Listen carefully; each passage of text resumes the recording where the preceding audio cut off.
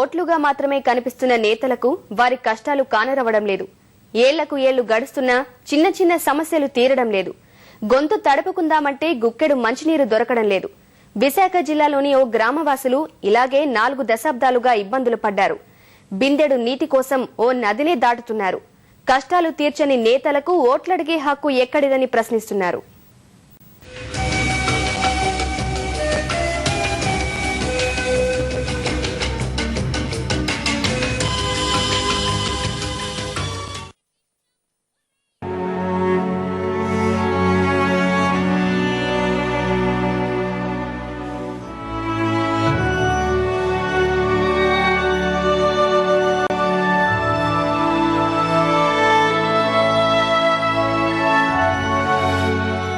రాష్ట్రంలో గ్రామాల్ని మన పాలకులు ఏ స్థాయిలో పట్టించుకున్నారో తెలిపే దృశ్యాలు ఇవి. గ్రామ స్వరాజ్యం తెస్తామన్న నేతల మాటలు నీటి మూటలుగానే మారాయనేందుకు ప్రత్యక్ష నిదర్శనాలు.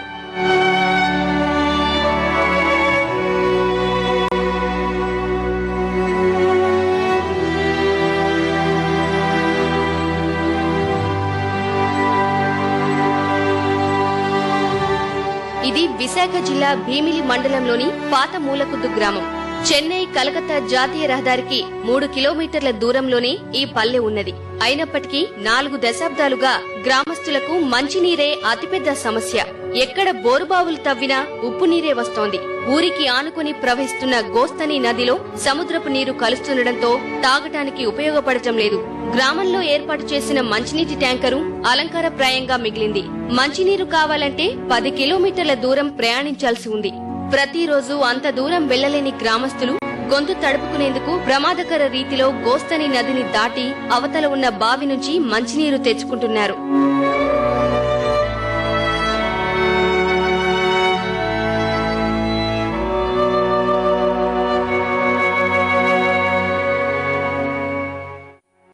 మా నాన్నల కానించి మా తాతల కానించి నీరు సమస్య అనేది ఇక్కడ ఉంది. అందరికీ తెలిసిందే, అధికారులకు కూడా తెలిసిందే.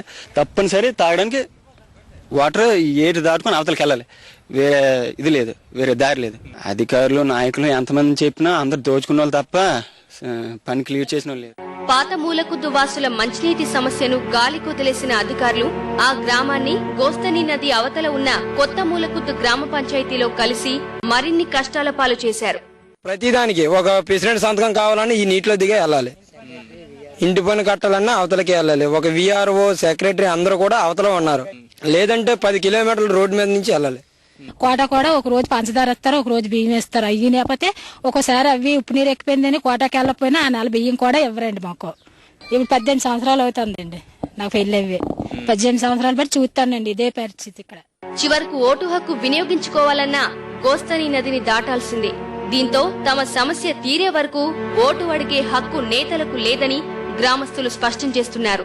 ఇప్పుడు ఓట్లు కాబట్టి పట్టించుకుంటారు, పట్టించుకున్నా మేము పట్టించుకోము. ఎందుకంటే మాకు అవతలకి వెళ్ళడానికి మేము ఒప్పుకోలేదు. నీళ్ళకి వెళ్ళడానికి అంత ఇబ్బంది. ఓట్లకు ముసలి వీళ్ళందరూ ఎక్కడ తీసుకుని వెళ్తామా?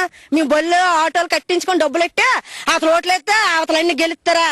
మేము వచ్చి వీళ్ళకి గడ్డంటే ఉప్పు గడ్డంటే వెళ్ళిపోయినా పర్వాలేదు. గ్రామాన్ని పక్కనే ఉన్న చిప్పాడ పంచాయతీలో కలిపితే కనీసం కొంతవరకైనా ప్రయోజనం ఉంటుందని పాత మూలకుద్దు వాసులు కోరుతున్నారు.